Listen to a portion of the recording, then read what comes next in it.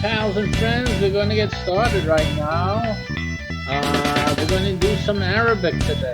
Today's our Arabic evening. We're going to do an hour or so of learning Arabic. We're going to do the alphabet today. Alphabet on the Polyglot show. Come on and share and like. I mean, who doesn't like a little bit of Arabic before dinner?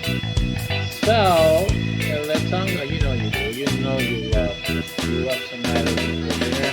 Come and join us on the Polyglot show tonight. Getting started right now. Here we go. How is everyone doing? Welcome to our show. Okay, what a little issue down there. I'm going to fix that up for you guys right here. Okay, how you guys doing? Sorry about that little mix up here. Alrighty, so this is for me. We're just having fun, guys. Just have some fun with us here today.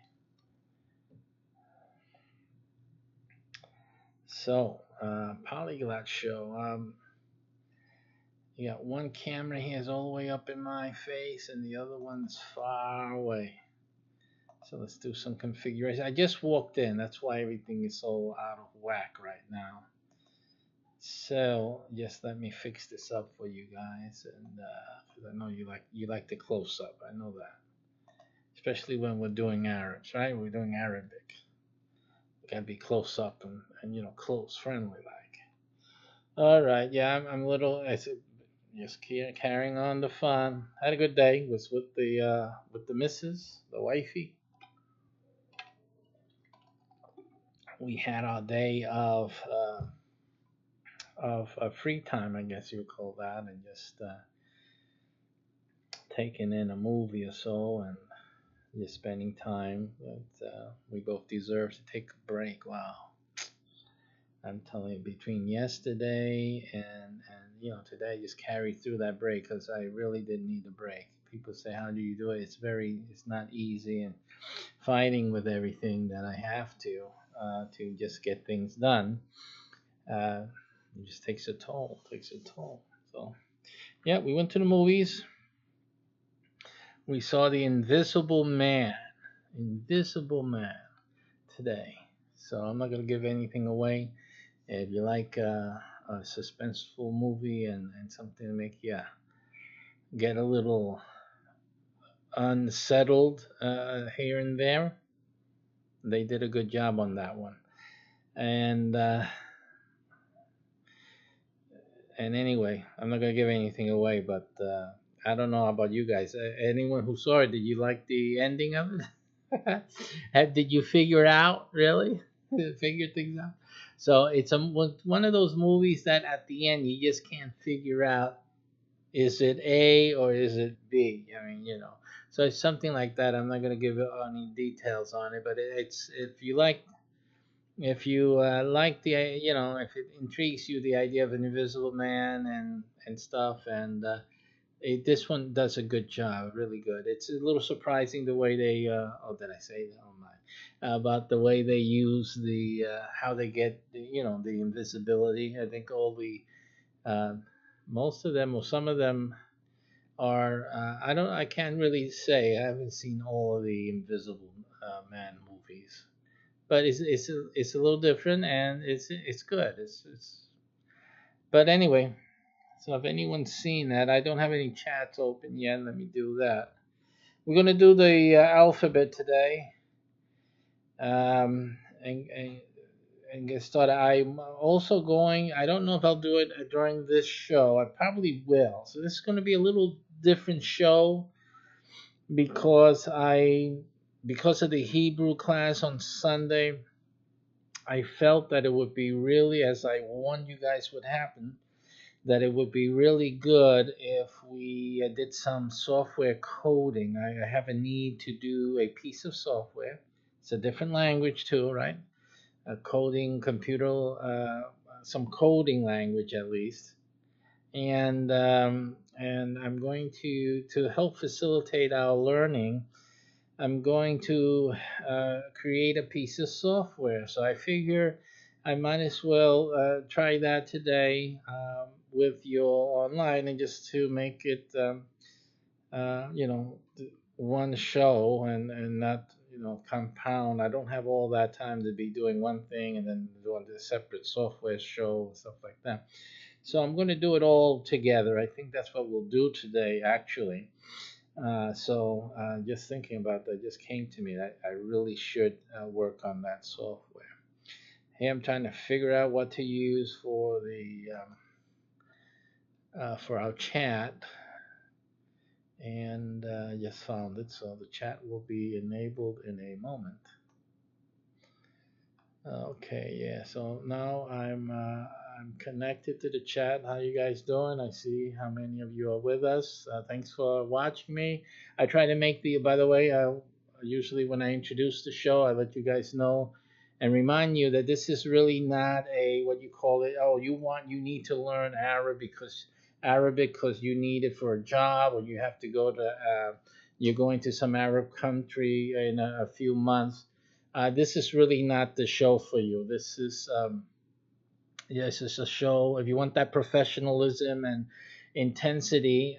In on YouTube at Global My CBH Network, you'll find some links to real good resources for you to use, and those are professional classes or program books or something like that, what you can use to get yourself, you know, well situated in the language.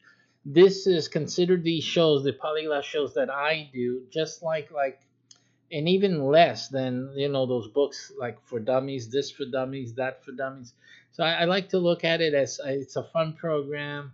It's like, hey, like you woke up one morning after a night of binge drinking, and you woke up the next morning, you say, I feel like learning Arabic. Let's go. Let me teach myself Arabic. So this the type of class here.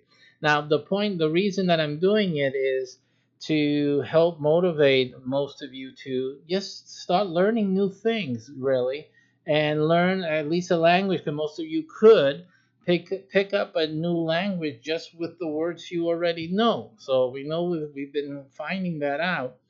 And I didn't do the Chinese class yesterday, but yesterday I was learning Chinese. By the way, I found out that you can say "hey." You can get away with "hey," you know, as an informal hi. So listen to that, right? So informally, you can get away with "hey." So who doesn't know "hey," right? So you know, it's stuff like that. So um, and in Arabic, I don't think you can get away with, and not much in any case. But the whole point is just to get your feet wet, get started. Don't be afraid of languages. Don't be afraid of anything you don't know. The key is to just open the book or do some open up YouTube, and there's a lot of YouTube research, a lot of YouTube videos, and you can do you know, just start getting your feet wet. Just try it. So today, you know, we did a few things that you saw in the previous lessons. I call them lessons, but it's just force of habit speaking. But in the previous shows, we prepared our browser, so with the different types of resources, including Google search, whenever we need something, we'll find it quickly. So that's what I did today. I'm here already. I went looking for the Arabic alphabet so that we can start looking at that. So why don't we just take a look at the screen and get ourselves into get our feet nice and wet and soapy or whatever it is we like on our feet when they're wet. Everything except fungus, right? All right. So here we got some from omniglot.com, writing Arabic. We have this resource which I'm blowing up for you with the magic of the mouse button and scroll, the scroll thing. That was a really good invention. I started using computers when they didn't have that little scroll thing there. Can you imagine that? Yeah. The Arabic script evolved from the Nabatean Aramaic script. Aramaic, I'm sorry. Aramaic script. So this is where someone had asked a question last time.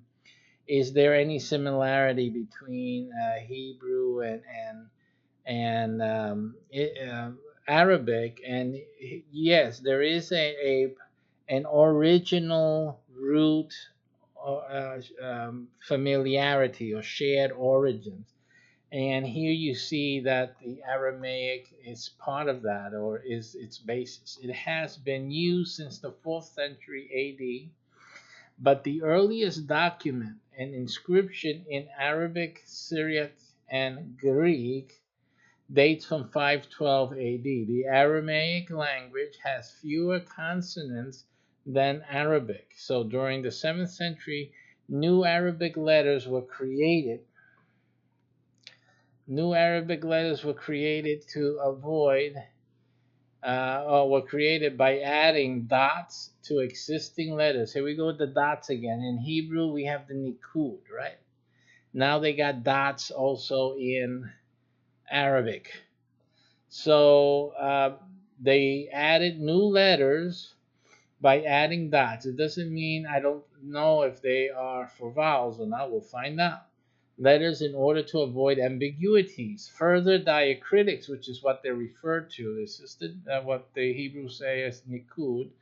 The scientific name or the linguistic name is diacritic, indicating short vowels were introduced, but are only generally used to ensure the Quran was read aloud without mistakes. There are two main types of written Arabic. And you know me, I like to start talking about these things. I mean, the languages. Why is it that these what they call it, these devices? I think that's the right term to use. These grammatical linguistic devices are used to compensate for, I guess, some failure. It's a way of looking at it. That's all. I'm not putting anything down, but I don't mean it in a negative way. Right? I'm just saying in terms of its capacity, to communicate. You know, why is it that these languages, when it comes to writing them, do not communicate completely or clearly? There's always ambiguity. There's what is that's what what vowel that's supposed to be. It's like the same problem you have in English, where you have M and N, the same thing in Hebrew. I'm sorry, not English, but in English, M N you can write moon, or you can have mine, MINE, or you can have mean, MEAN, right? But in Hebrew, for example, all of those three words would only be two letters, the same two letters, in fact. And the issue is, then how did you know what is supposed to be? So in Hebrew, you have you have the context. So you have to go by the context. And I said, my goodness, it really leads to some issues, I guess. But I guess I have to look more into it of why you would need to, and how much English does that also. How much does English do that?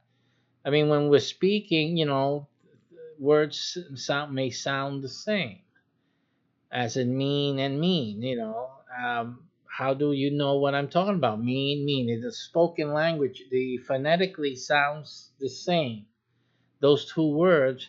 However, I'm thinking of two different words, mean and mean. See, or different uses of the word, right?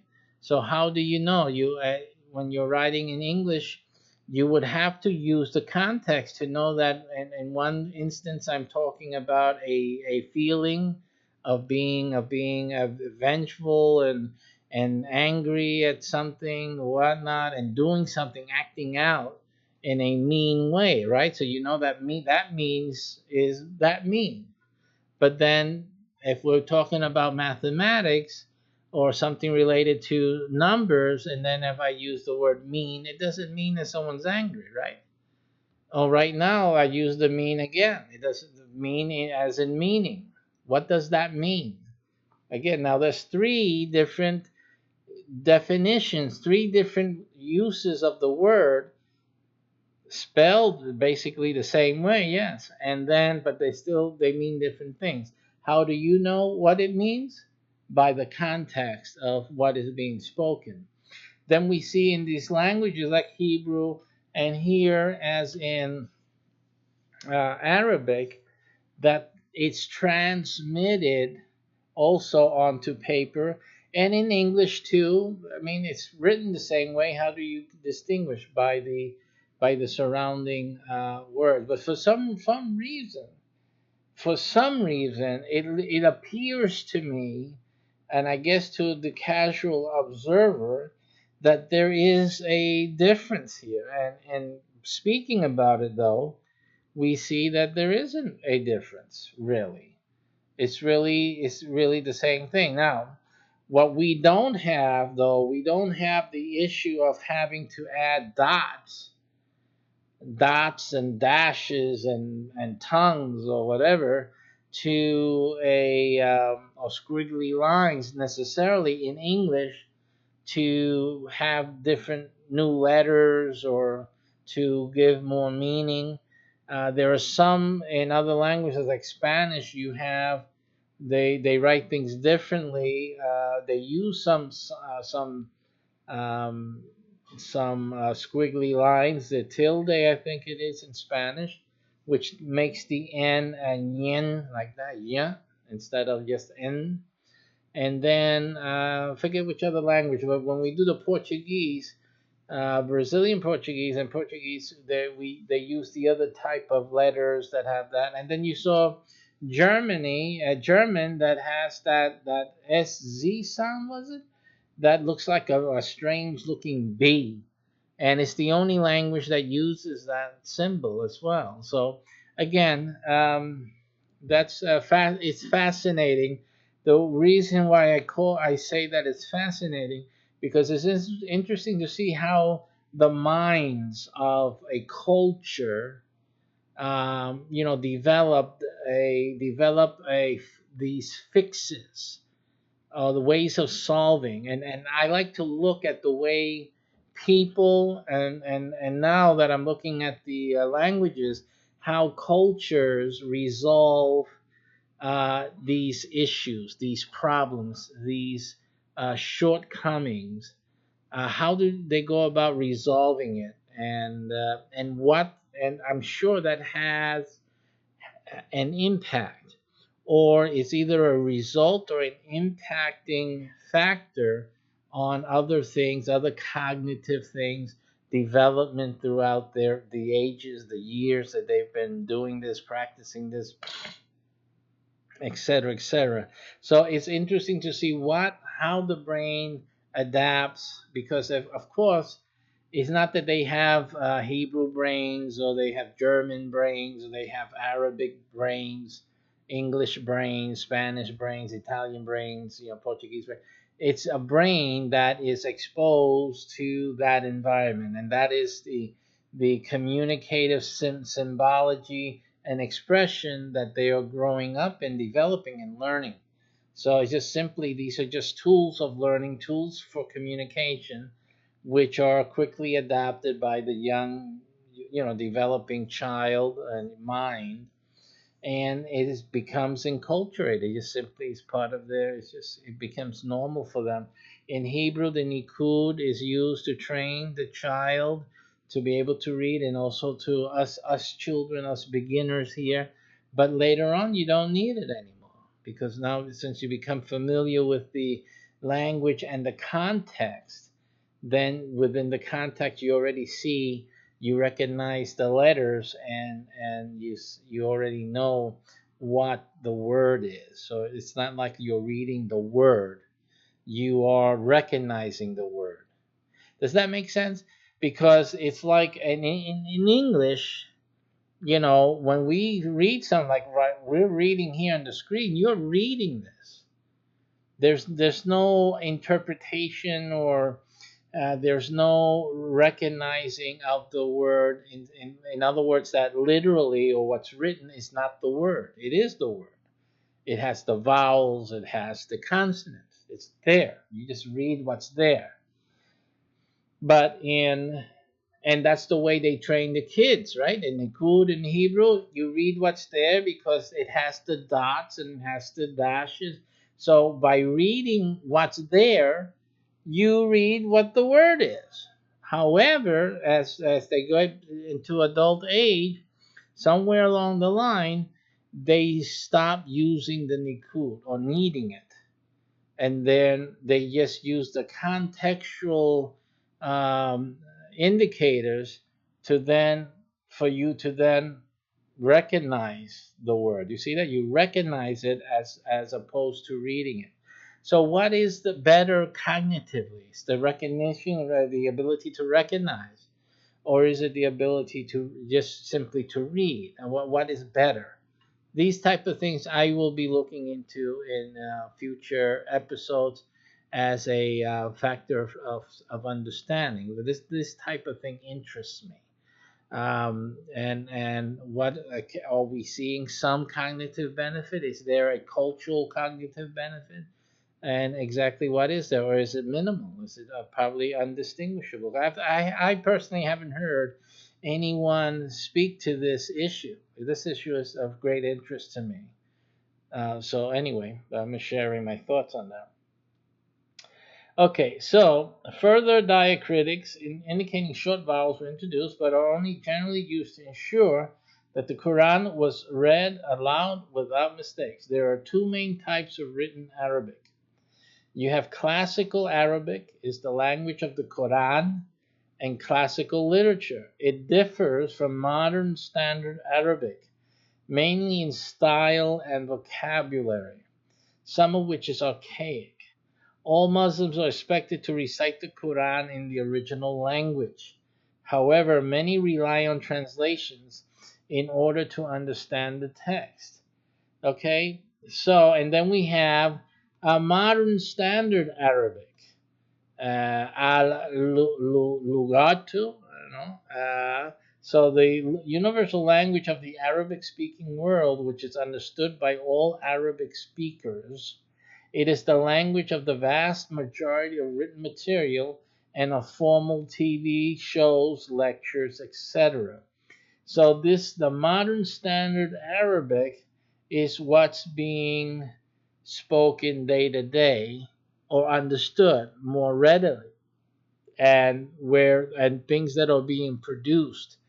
Modern society, modern culture is in modern standard Arabic.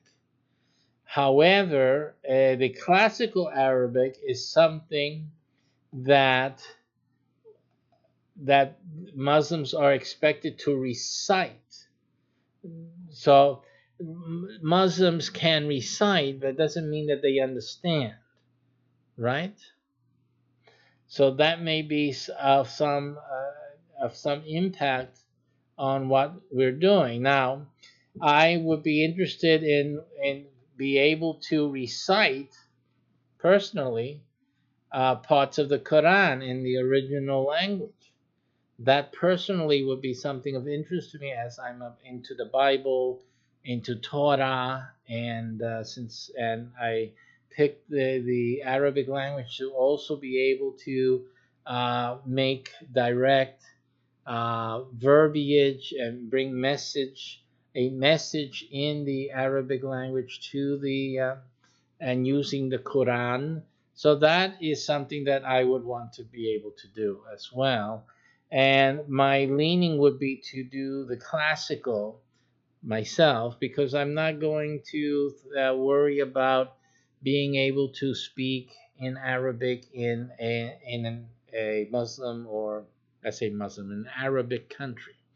But those of you who are interested in the modern standard Arabic, you can, like I said, my suggestion is that you look below the video on YouTube at the Global My CBH Network and seek the resources that will teach you the modern standard Arabic. And if you need the professional stuff, then those links will be there.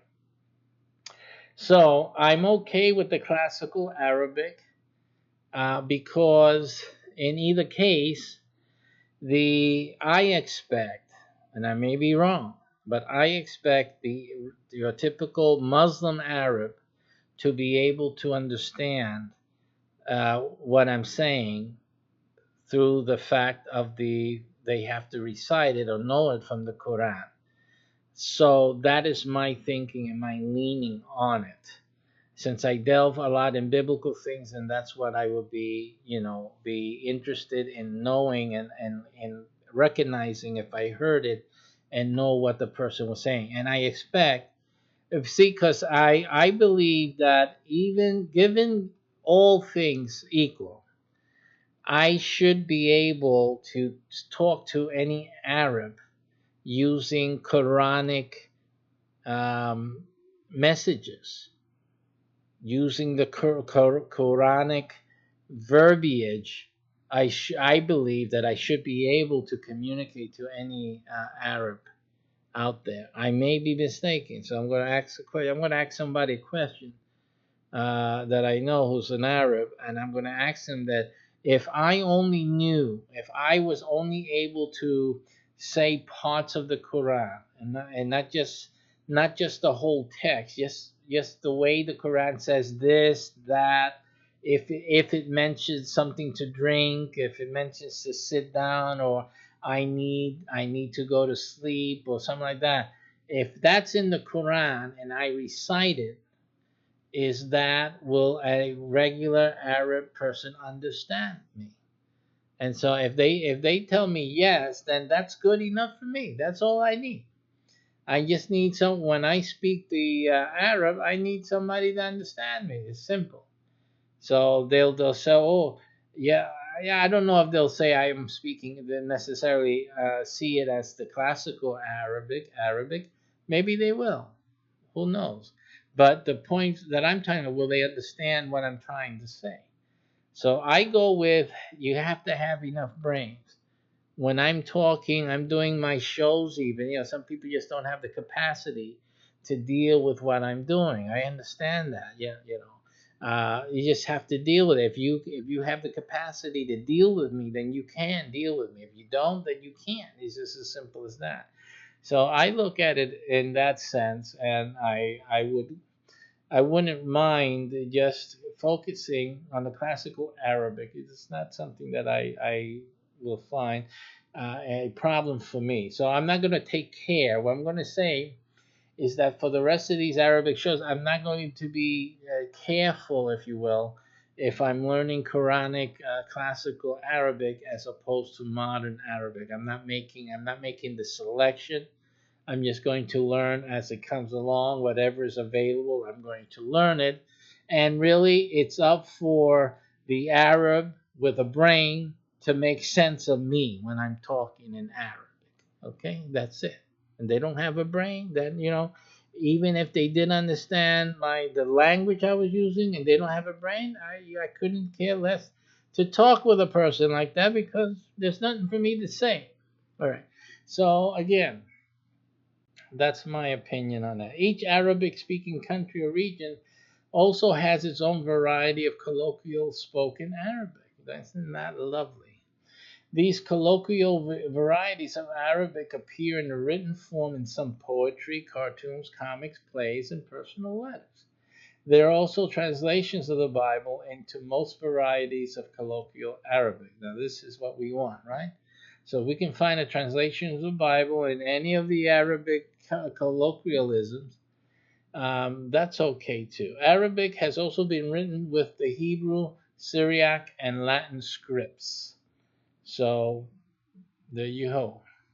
Notable features: type of writing system is abjad. Direction of writing: words are written in horizontal lines from right to left. From right to left. So it's the same thing as Hebrew, right? Numerals are written from left to right, though, right? From left to right. A number of letters are 28 in Arabic. Some additional letters are used in Arabic when writing place names of foreign words containing sounds which do not occur in standard Arabic, such as P or G. Additional letters are used when writing other languages. Okay, so most letters change from depending on whether they appear at the beginning, middle, or end of the word or on their own, which appears to have the same character or behavior. I don't think behavior is the right word, usage, as the some of the Nikud markings, right? The diacritics of Hebrew. Letters that can be, and probably some in other languages too. Letters that can be joined are always joined in both handwritten and printed Arabic. The only exceptions to this rule are crossword puzzles and signs in which the script is written vertically. The long vowels A, I, and U are presented by the letters Alif, Ya, or Yay. I don't know if that's a pronunciation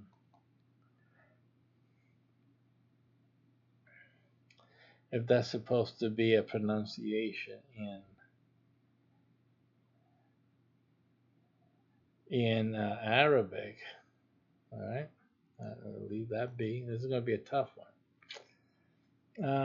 And wa respectively. Vowel diacritics, which are used to mark short vowels and other special symbols, appear only in the Quran. That helps. That's good.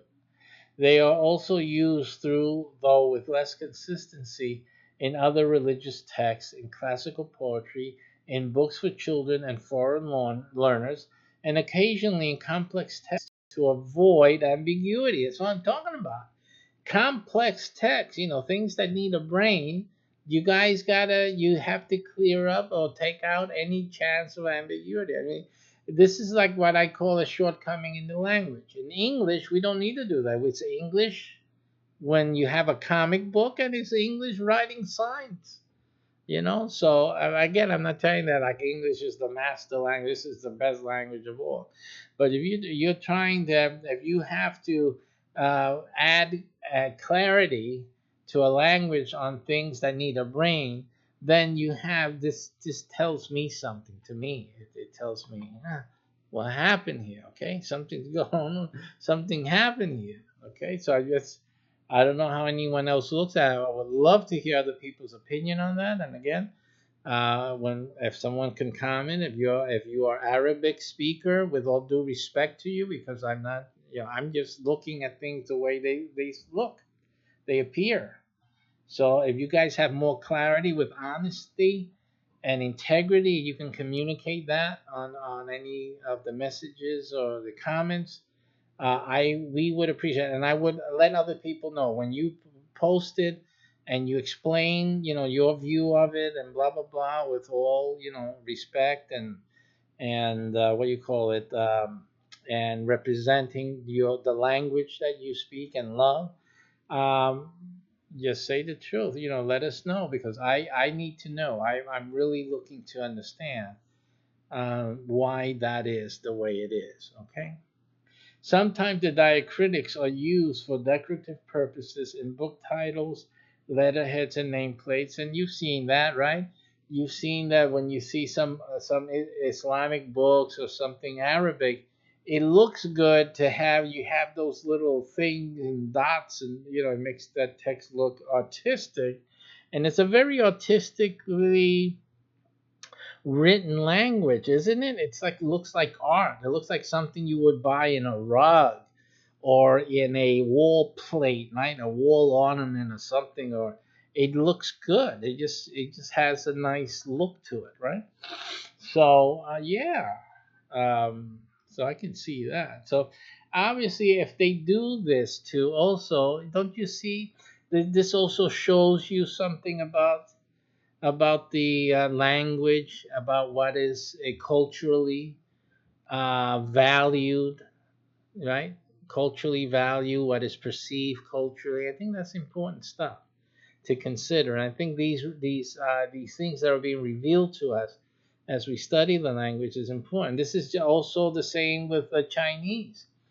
If you look at Chinese, the way the Chinese alphabet was developed and whatnot, it's almost similar, that it has a pictorial and artistic flair to it, and it's been used to great effect in art. So you have the Chinese alphabet or letter system and its decorative or artistic expression, and you have Arabic here and Hebrew, for that matter of fact. I think these languages are pictorially or graphically beautiful, beautiful. And maybe I'm saying that because I guess since I'm so familiar with English, and that we have English typefaces that are beautiful, right? But it's not like nothing. The typefaces don't define the letters. Here, though, in that's another thing. Here in Hebrew, in the Arabic, in Chinese, the letters are defined by their artistry, by the way they're written, right? And for those of you who have been watching my Chinese, you haven't seen it yet, because that, again, I learned this week, but I didn't do a show this week because I was out of it. But the Chinese, they write, from one direction. Each stroke has to be done in a certain direction, right? So that, because it defines what the letter is, what this character is, and what this word is going to be. So again, hey, we see that same type of thing happening, and maybe there's something similar. We can understand that the Hebrew and the Arabic might have some similarity, cultural similarities, and whatnot, because of the geography, right? But for China is all the way over there, right?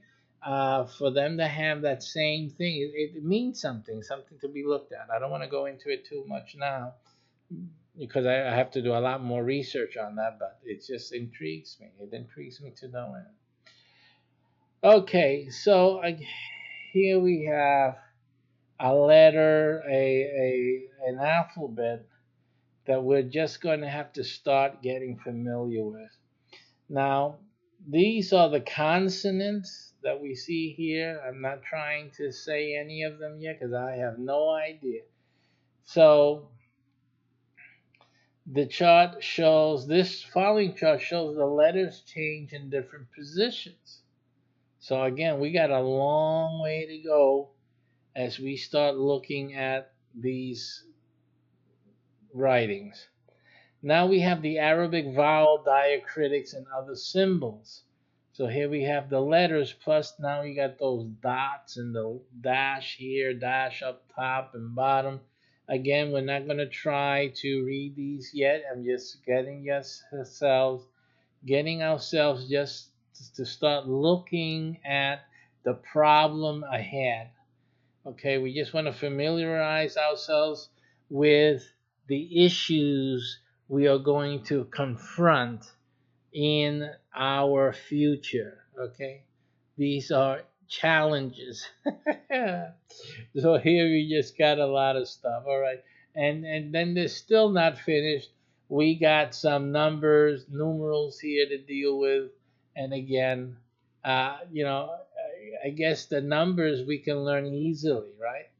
The numbers look like we're going to start. I'm going to be brave. We're going to tackle the numbers 1 through 10. Woohoo! So we'll probably start with that. Then you have over 30 different varieties. 30 different varieties. Now they could have said something. What are the basic differences in the varieties, and if each each one with a different variety can be understood by the others. That I would like to know also. Let's hear that.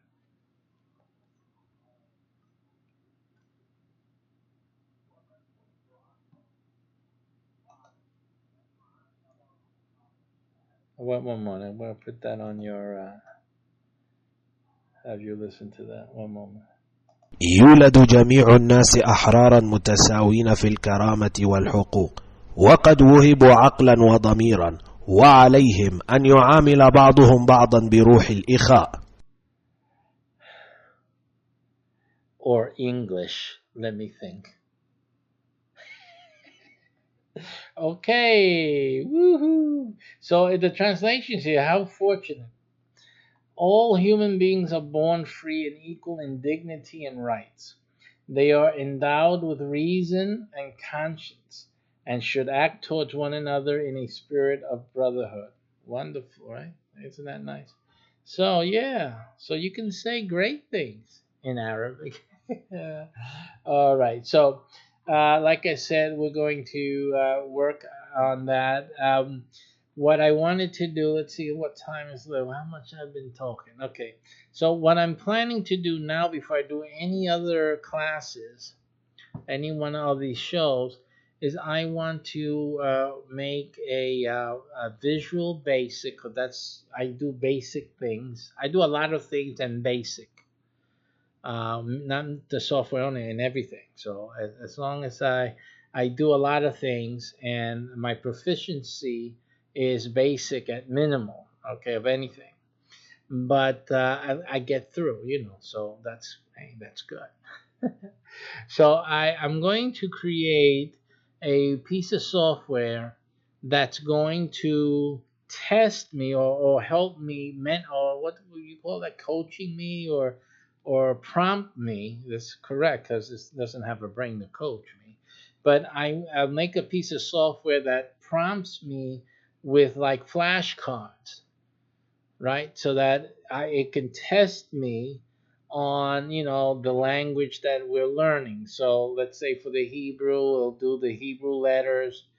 For the letter, we'll have no nikud, so that I would have to immediately identify the letter, and then if it has a nikud, then I would automatically know that I'm to say the not the letter but the way it's pronounced with the vowels, the vowel sound that it's supposed to be accompanied with, and I would practice the Hebrew that way when we're not on the show, obviously, and so that way will help me and anybody else if I can do this and resolve the issues of publishing it so that you guys can get it without any certificate issues.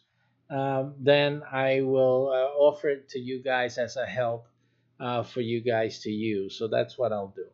And then I'll do that the same software I can use for each of the languages, and just you select the language, and then it'll go through the exercise. It'll just be an exercise, like an exercise machine piece of software, just to give you, you know, the flashcards, and like that. And I can probably have you have it set so that after it gives it and you press another button, you can either have it say the audio of what the sound was supposed to be, or for it to continue to the next one, and it will be randomized. So what I'm going to look for is first is some randomizing visual basic code. So now the other reason I'm doing this because I'm actually creating a game that needs this very functioning, not this exact same, but I need that randomizing of images to happen in one of my uh, software that I'm developing, which is intended for a game. So that's also, so I'm killing three birds with one stone with this show. Now you see why. Now you see, capiche the brilliancy of why I do the things the way I do them. See? Okay, so we're going to do a search on Visual Basic, another language. It's just another language. Visual Basic, and we're going to do random image. Random image, and I could conversely do a random number. But since I don't want to go into like random numbers and then not know how to, I'll still have to find out how to call the image. I might as well just do directly. I want a random image from a given set of images. I want this thing to call them randomly with a press, click of one of the buttons. So let's see what we get. I mean, it's like here we get a lot of the display random image with Visual Basic. Sure, just name your images, image O, image 1, image 2, and then you can call them like this. So let's look at what this says. If check the answer, then rand number, because that's what's short. You guys have to see this. This is, again, it's like another language. You shouldn't be afraid of programming. I'm still with Visual Basic. I haven't decided to go on to any of the others because basically I'm at that point of age that, hey, I can do some software. I'm happy. I'm not going to, when I want something really heavy duty, I just pay someone to do it for me. I deal with business and marketing. I don't want to be just a developer. I have other things that I'm interested in. So, but in any case, I did do this to do my own little softwares and things. I've done a long way with them, though. You can do a lot with Visual Basic. Believe me, you can do a whole lot of things with a simple Visual Basic language knowledge. You can do a lot. Okay, but it takes this. In other words, see, it's not. People say, "Oh, Visual Basic, it just does this and does it just crunch." No, no, no. You talk about me now. I don't do just those simple things. I do other things. I do things that I can do a lot with a little. I make a little do a lot for me. Okay, if check answer, then randomizer dot next 30, which I'm gonna have to see exactly what this 30 business is referring to, and then a picture box one dot image is the call for an image within the picture box. The picture box one is actually a box in the software. So this, the software, basically Visual Basic. I'm sure other software also uses the same concept. It's like a box. You either have one main box or a few boxes. Some are visible, some may be invisible. You give it its characteristic through the language here, through what you put here. You can have picture box one dot invisible. I'm just throwing it out there. I'm not sure, but there will be a way for you to make a box invisible and have it shown in the code. The code is like that. It's simple in that sense. So it's just that you need to know like the key words, the words that are important, and understand what they're doing. So picture box one dot image is an image, or that the picture box one is being uh, told that it is for an image, and then it says equals calling for the image in this directory. There's a directory called my resources, and then it says this is the name of the photo itself, would be photo underscore random.jpg. So this is what is being called. Let's see here something. I'm going to look at a number can be placed in the name of the photo. Image dash 30. So this would be right. this is saying photo rand number. So here it goes again. This random number is like, if you know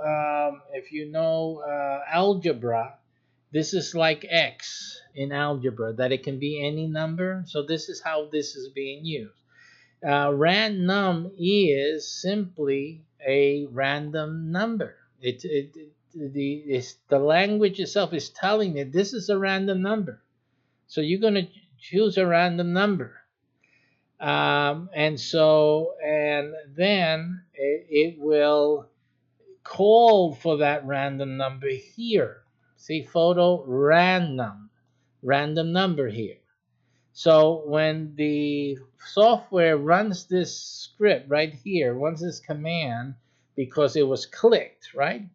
Then it reads this, it says photo dash, and it will say random number. It will change that to the random number 1, 15, 23, 19, whatever. It will randomly choose a number and it will finish the call to the JPEG. So you will have photo number 29, photo underscore slash 31, photo underscore 15, and it will call that. So that's the way it calls it randomly. And so that's how that would work. Now, not all the times does this work. So, sometimes it depends the version of visual you have and things like that. Most often, I've had to go test out. You have to copy, paste, test it out in the software. If it works, it works. If it doesn't, you have to go find another one because there's always, this is just like any language, there's always 3, 4, 5 different ways of saying the same thing. And one of them will work with your version. That's all. There's one of them that'll make sense with your version. The others will, not do anything or not do what you wanted it to do because it depends on the version of the Visual Basic that person is working with and familiar with, and provides a solution according to their version. So that's the only thing. And then a lot of times you have people who use C plus, which I believe is like the step above Visual Basic. I'm not sure, but I think so.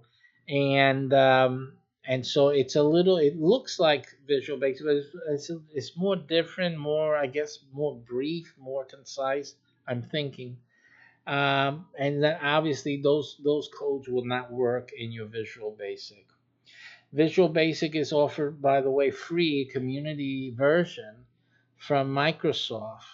By the way, those of you who never heard of it, well, yeah, you can pick it up and start fooling around with it.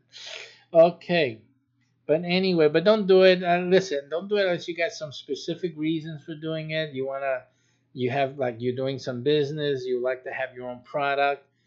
You can do some great stuff with Visual Basic for repackaging some of your own products, things that you do. You can put it into a software encasing, like I say. Make it a piece of software. You can put an ebook and put it in a piece of software, and do things like that. For one thing I've done a lot is I've made my ebooks, but I made them into video books. So instead of just being text, I give them the text in my software.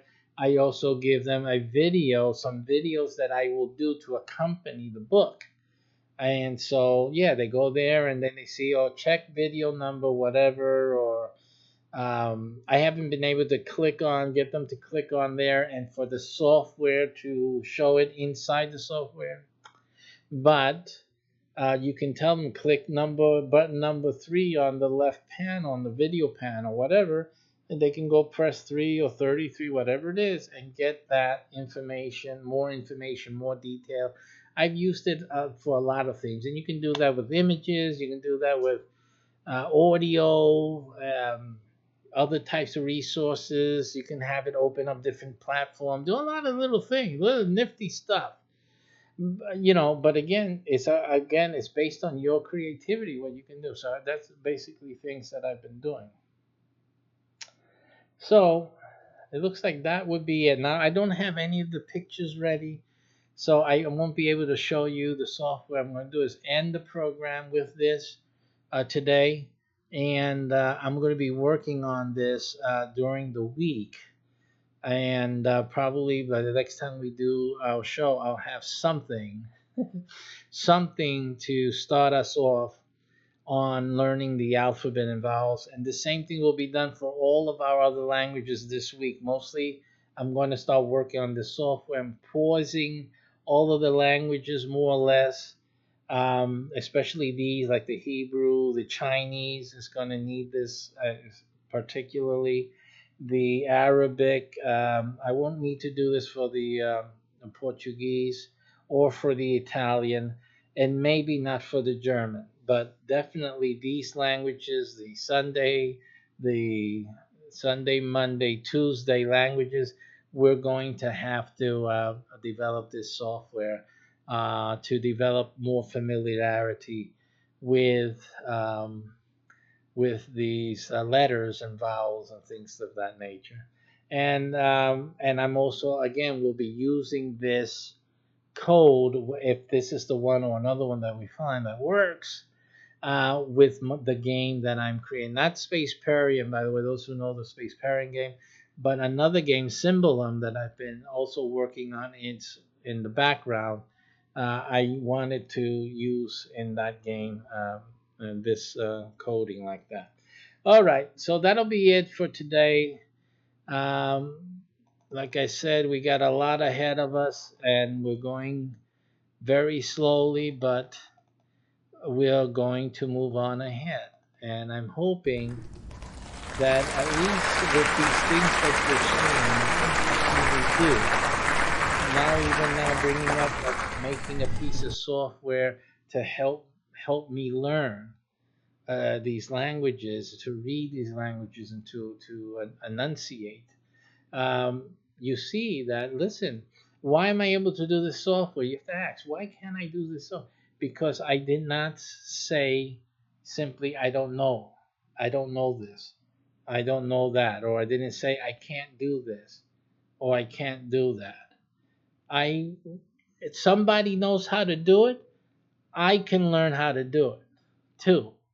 So simply with the time you have, because of course I'm not a software developer. I do software, but I'm not going to pretend that I'm a software developer. I can do all sorts of things, and no, but I do make my own software, and I do sell some software too. So I've made so in that sense, if that's a software developer, if you sold some software, then I am that, yes, but it's not like I'm making a career out of developing software. I'm not doing that, even though I'm creating a few games, matter of fact, that will be coded into either video games or into an online board game or something like that, and I will have my hand in it some way or some fashion, even if it's just the word in mein Dachshund. I'll get it in there. I'm gonna get my hands dirty in there, but the point is that you don't be afraid of doing something you don't know. Expand your mind. Keep your mind going. Expand in new territories, and just keep yourself expanding in life. You know, and yeah, that would be good. I lived a bit distant from any here, but that's when summertime comes. I'll be getting out there. I guess at least one day we'll go out there. I'll usually do fishing. That's what I do when I go to the beach. Okay. But if you're trying to say something else with that, it's not the way it's spelled. Okay, but I'm sure the way they're pronouncing it sounds that way. Anyway, so that's pretty good. So listen, just motivate yourselves. Oasis, and do something new, and expand your horizons. Learn one word. Just learn one thing. And if you guys order Chinese food, you should watch my Chinese on Mondays when I do them, because hey, say something in Chinese and start learning to say what you order in Chinese. It's just a simple thing. All you have to do is learn how to say pork fried rice and shrimp egg roll in Chinese. Simple. You order it all the time. Whatever you do, egg foo young or whatever it is, just learn how to say it, in Chinese. And you practice every time you call for Chinese, so at least you know that. And the rest is ni hao, and she, right? She is thank you. That's it. You start learning and you start developing, and that's that. Why limit yourself? Expand your horizons and expand your neurons in there so that you can figure things out. So that's part of the game. That's part of the deal. You're expanding your mind so you can figure things out, or figure things out so you can expand your mind. One of those will work for you. If not, we'll find another Visual Basic code for you. All right, then. Take care. Thanks for watching Polyglot and my Dachshund. Next time, we'll see you with another language. See you then.